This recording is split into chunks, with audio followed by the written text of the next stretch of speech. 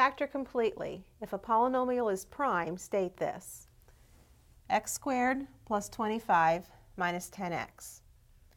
Notice that this is not written in descending order, so let's begin by reversing the order here and writing this as x squared minus 10x plus 25.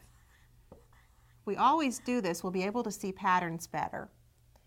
Now when we have a trinomial, the first term of this trinomial is a square. The last term is also a square. So let's check to see if this is a perfect square trinomial.